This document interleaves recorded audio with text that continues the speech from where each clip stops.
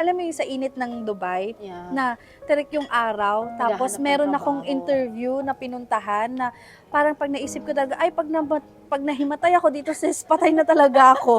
As in, hindi ko na talaga alam na kung sino Oo. pupulot sa akin, ganyan. Naglalakad ako kung alam mo yung mga establishment dito sa may bandang industrial area, Oo. alam mo yan. As in Diyos ko, walang talagang, puno, talagang puro tirik na oo, tirik ang araw. correct. So yung naranasan ko rin pala, ganyan na ganyan sa'yo Yes, habang sis.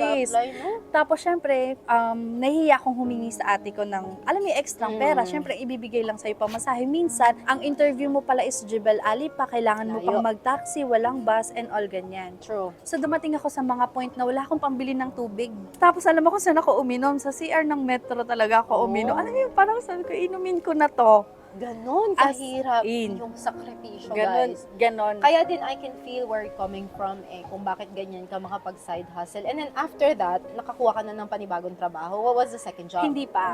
After niyan, 4 months pa yon. So nape-pressure na ako. Breadwinner kasi ako. Mm.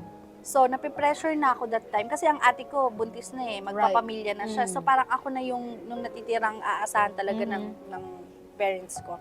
So, after 4 months pa ako nakahanap ulit, which is yung pinaka-first job ko naman na as customer service sa isa sa pinakamalaking retail company na Right. sa Dubai. So, doon na nag-start yung journey ko. For how long?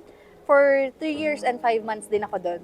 Oh, As okay. in, parang pare-parehas lang yung mga And then employment how's your history journey ko. inside that big company, one of the big company dito? I started as customer service level 1 and then after 6 months, I got promoted like for level 2.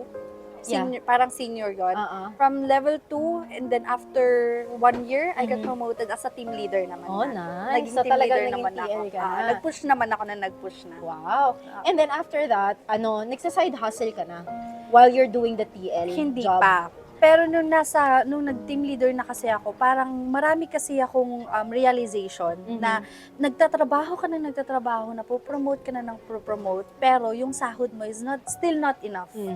Dumadating pa rin ako sa point na nag-aantay pa rin ako ng sahod para makakain sa labas. Ang layo pa nito sa gusto kong buhay na marating. So, kung tatanungin mo ako, Sisa, kung ano ba yung definition ko ng success, hindi lang ako basta nakarating doon, which is nag-strive talaga ako na aside from my corporate job, kung may mga opportunity na dumadating sa akin, ginagrab ko talaga siya.